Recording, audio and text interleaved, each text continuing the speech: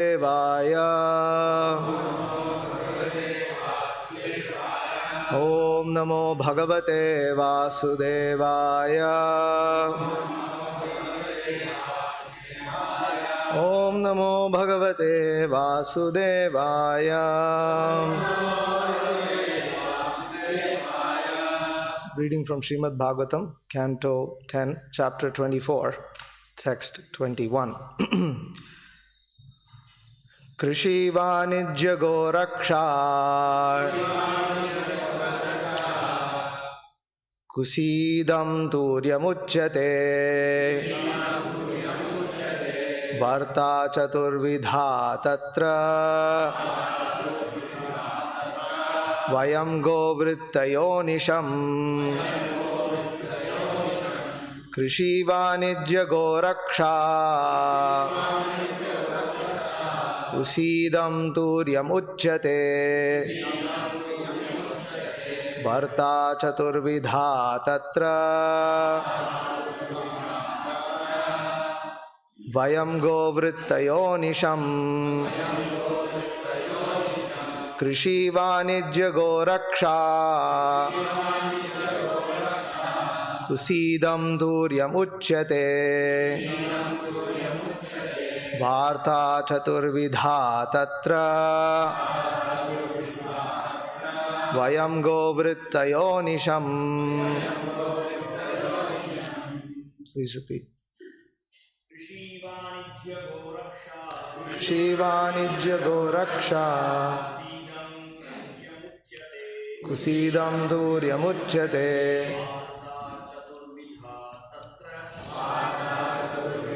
Tatra Vayam Govrittayonisham. Krishi Vanijya Goraksha Kusidam Turyamuchyate Varta Chaturvidha Tatra Vayam Govrittayonisham. Mataji. Krishi Vanijya Goraksha Kusidam Turyamuchyate Varta Chaturvidha Tatra Vayam Govrittayonisham. Word to word meanings. Krishi, farming. Vanijya, commerce. Goraksha, and protecting cows. Kusidam, banking. Turyam, the fourth. Uchyate is said. Varta, the occupational duty. Chatuhu Vida, fourfold. Tatra, among these. Vayam, we. Govrittayaha, engaged in protecting the cows. Anisham, without cessation. Translation. The occupational duties of the Vaishya are conceived in 4 divisions: farming, commerce, cow protection, and money lending. Out of these, we as a community are always engaged in cow protection. Text 22. Do I just chant this by myself or repeat myself? Okay. Sattvam rajastama iti stityutpatyanta hetavaha Rajasotpadyate Vishwam Anonyam Vividham Jagat. Translation. The causes of creation, maintenance, and destruction are the 3 modes of nature, namely goodness, passion, and ignorance. In particular, the mode of passion creates this universe and through sexual combination causes it to become full of variety. Purport. Anticipating the possible objection that a livelihood based on cows certainly depends on Lord Indra, who supplies rain, Lord Krishna here introduces a mechanistic theory of existence known as atheistic Sankhya. The tendency to attribute exclusive causality to the apparently mechanistic functions of nature is an old tendency indeed. 5,000 years ago, Lord Krishna referred to a doctrine already well known in human society. Om Ajnanatimirandhasya Jnananjana Shalakaya Chakshurunmilitam Yena Tasmai Shri Gurave Namaha Shri Chaitanya Manobhishtam Sthapitam Yena Bhutale Swayam Rupa Kadamahyam Dadati Supadantikam Vandeham Shri Guru Shriyuta Padakamalam Shri Gurun Vaishnavamscha Shri Rupam Sagarjatam Sahagana Raghunathanvitam Tam Sajivam Sadhvaitam Savadhutam Parijana Sahitam Krishna Chaitanya Devam Shri Radha Krishna Padhan Sahagana Lalita Shri Vishakhanvitamscha He Krishna Karuna Sindho Deenabandho Jagatpate Gopesha Gopika Kanta Radha Kanta Namostute Tapta Kanchana Gaurangi Radhe Vrindavaneshwari Vrishabhanu Sute Devi Pranamami Hari Priye Vancha Kalpatrubhyascha Kripa Sindhubhyevacha Patitanam Bhavanebhyo Vaishnavebhyo Namo Namaha Jaya Shri Krishna Chaitanya Prabhu Nityananda Shri Advaita Gadadhara Srivasadi Gaura Bhakta Vrinda Hare Krishna Krishna Krishna Hare Hare Hare Rama Rama Rama Hare Hare. So here Krishna is convincing the cowherd men headed by Nanda Maharaj to give up worshipping Indra and worship Govardhan instead.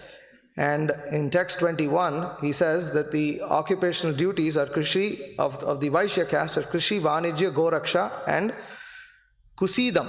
So you have farming, commerce, which is trade, cow protection, and money lending, banking.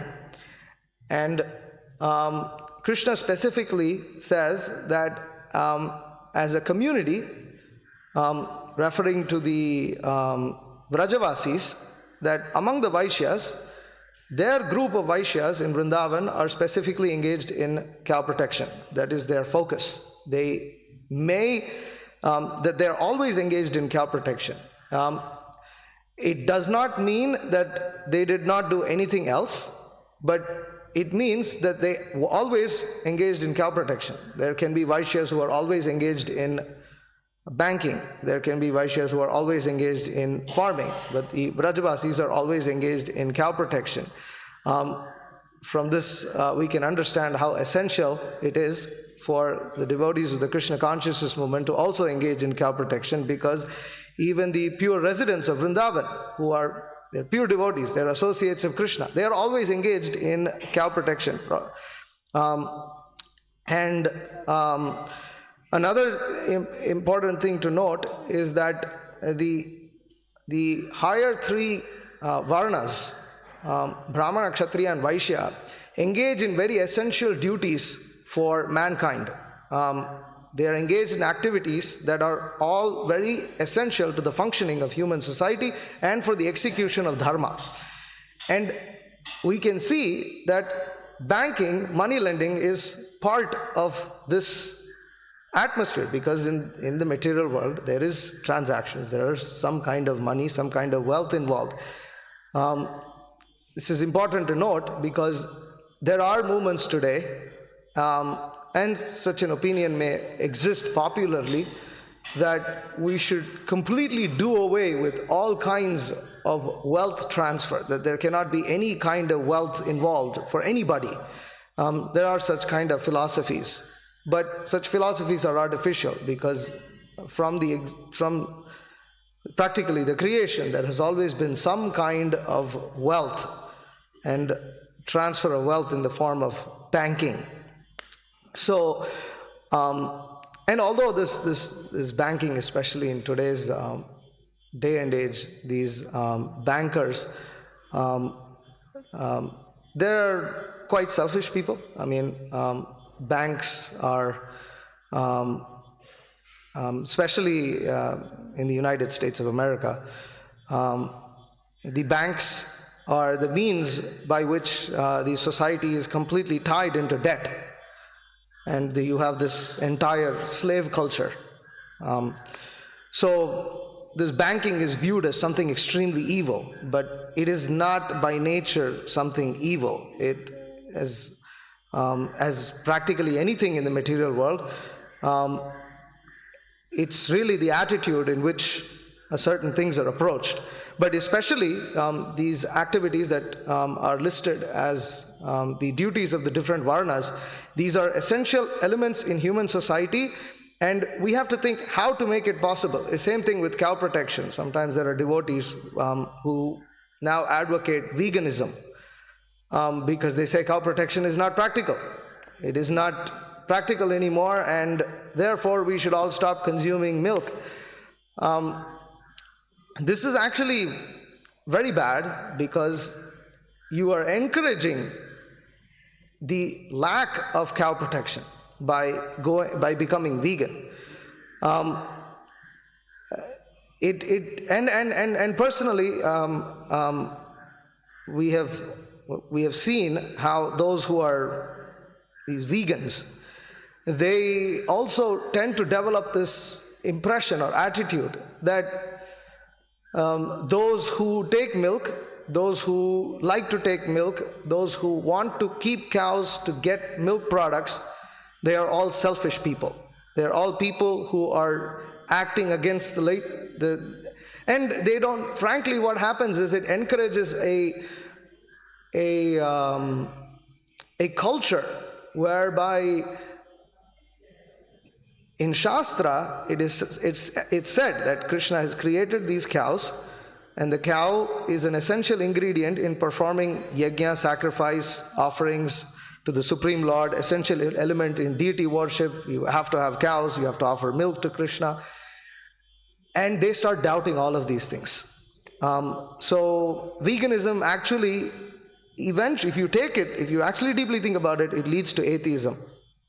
Okay, going to the next verse, text 22, Krishna here propounds the atheistic Sankhya philosophy. Why is this atheistic Sankhya? Actually, it's in Sankhya also it is said, we read this in other parts of the Srimad Bhagavatam, or in Bhagavad Gita also. Prakritev kriyamanani gunai karmani sarvashaha ahankara vimuda atma kartaham iti manyate. That actually all the interactions that we see in the material world, they are all happening because of the three modes of material nature.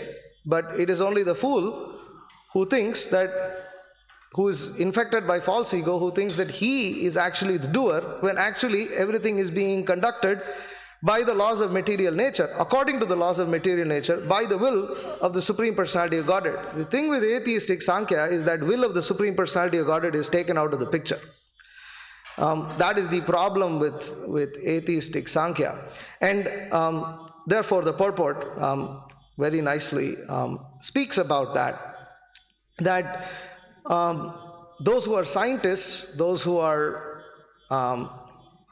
materialistic philosophers, atheists, they use logic, and in that sense, to employ that logic, they have to be somewhat intelligent people.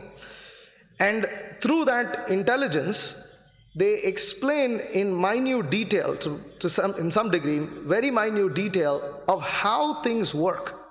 They can describe how a baby in every stage, how it is growing in the womb, but they can't explain why it's happening. The why question remains unanswered by the scientists and the atheistic philosophers. In fact, they tend to ask you the question, why do you need to know why? Just know how, take it, use it, exploit it, and enjoy life. That's their philosophy. Why do you need to know why? What is this question, why? Why do you ask why? Why are babies born? Why do you ask why are babies born? Ask how are babies born. We'll tell you how babies are born. And you decide whether you want a baby or you don't want a baby. And you choose. If baby gives you enjoyment, have baby. If baby doesn't give you enjoyment, kill the baby. That's all. We'll tell you how to kill it, exactly how to kill it. This is their philosophy. This is how, and to be honest, it can be somewhat bewildering if one gets too much into the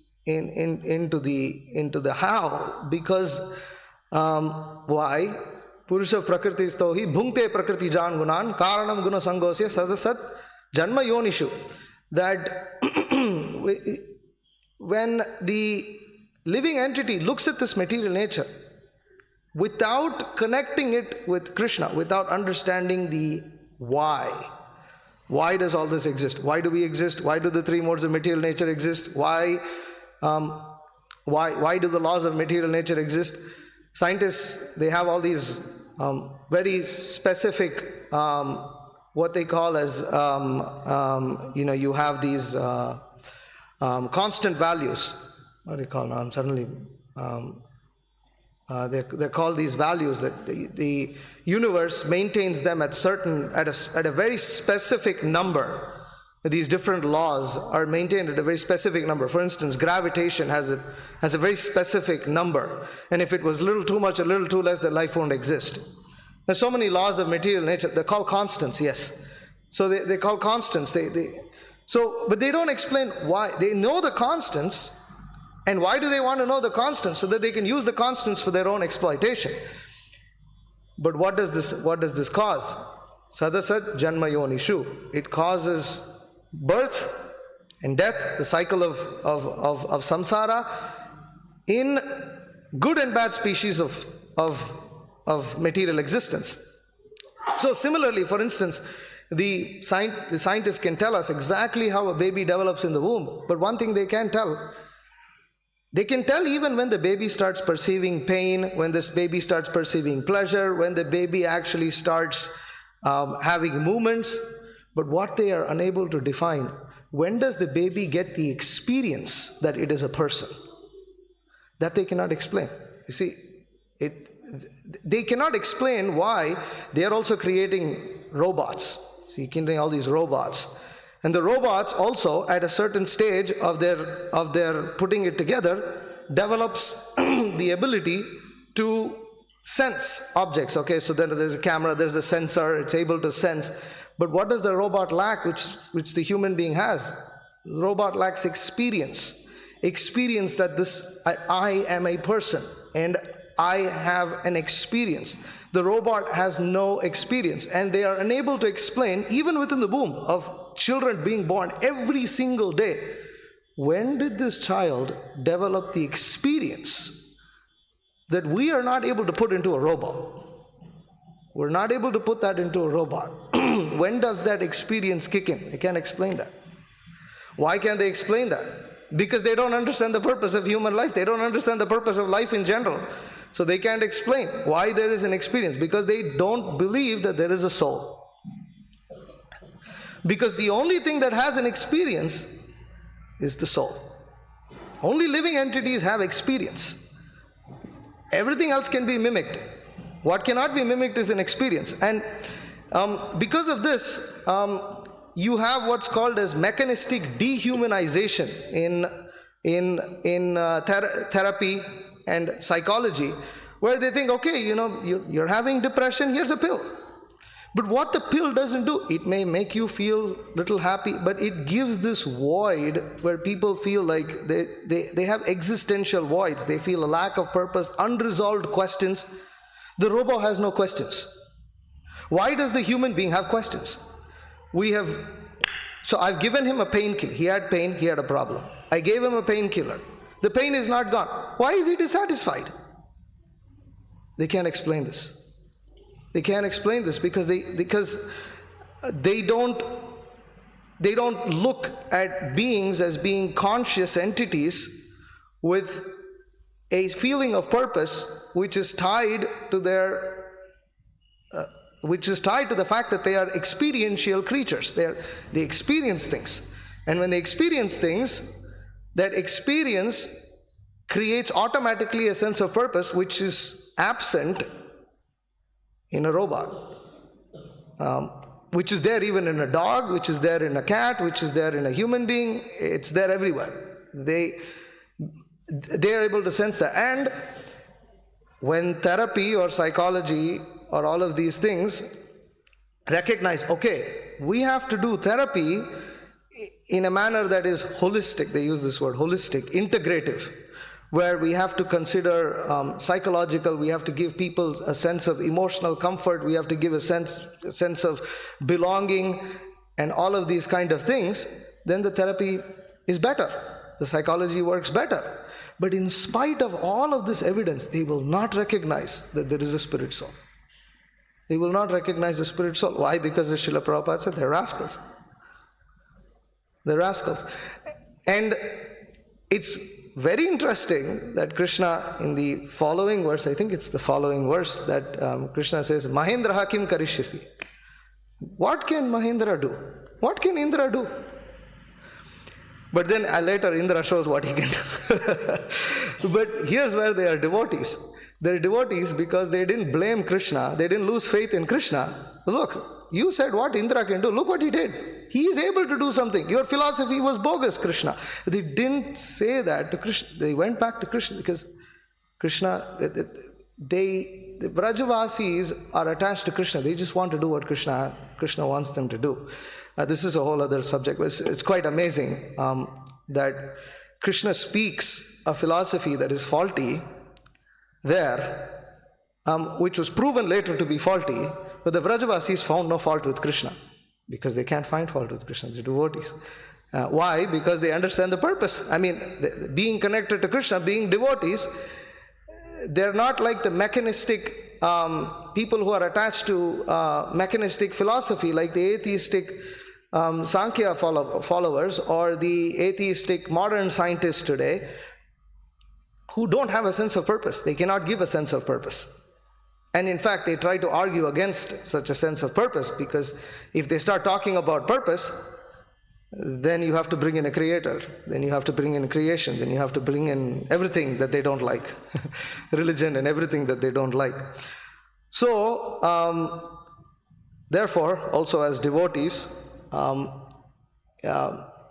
although we are taught to see how the modes of material nature work, how the mind works, what are the 6 enemies in the heart, and all of these things, ultimately, when we are practicing devotional service and we are trying to make advancement in Krishna consciousness and we face so many different challenges, we really have to go to the question of why this is all happening. And the question of why it's all happening is that it's all happening ultimately for us to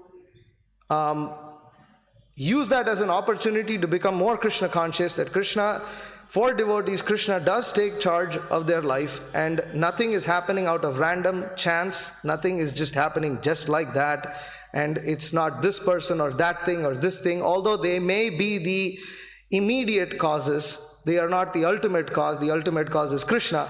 Krishna has put us in this situation, and our duty is really to become Krishna conscious, and by developing that attitude, we develop the attitude which the Brajavasis developed, which is that ultimately they act only for Krishna's pleasure. They are only interested in Krishna's pleasure. They are not interested in blaming this, blaming that, this, that. And even apparent pastimes of them doing so is all also for Krishna's pleasure. Okay, Hare Krishna. I'll stop there. Are there any questions or comments? It's about 3 minutes, I think. Yeah.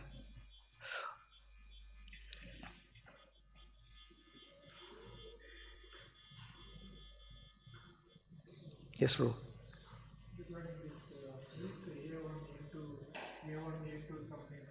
Oh. Well, studies about A1, A2.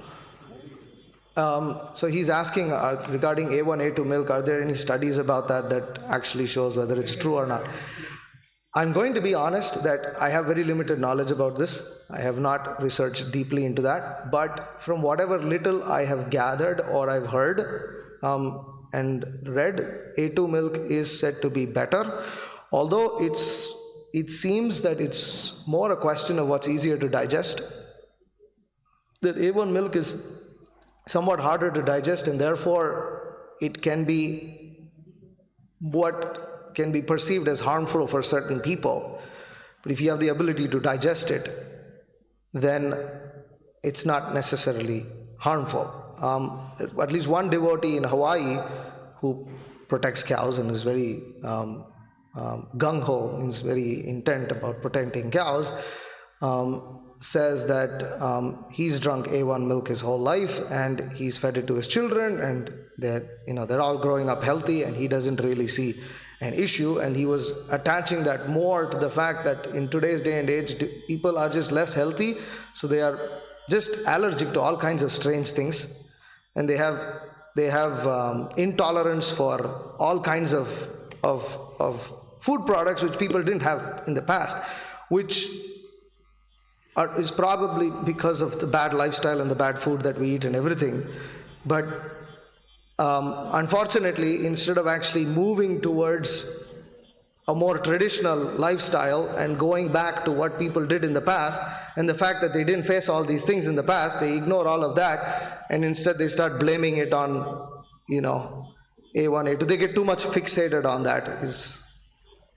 This is my limited understanding. There could be some more detailed specifics here, but what I've heard. Mainly related to consciousness, not the external. Oh, consciousness. I don't know. I'm sorry. No, I don't know anything about that. I'm not sure about that. Okay. Yes, Prabhu.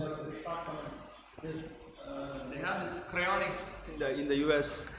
So they are, as you said, they are such rascals. Then they think that they can bring. Somebody is in coma, or even someone has almost. He has left the body. They think that they can bring him back to life. Such foolishness, and so many rich people are investing so much money into this madness. Yeah. I just wanted to say that. Yeah, there was a recent conversation between the president of Russia and the president of North Korea and this and that, where they were talking about how now there's technology, we're going to be able to live up to 150 years in this. And I was wow, even these people are thinking like that. Okay, I think time's up, or...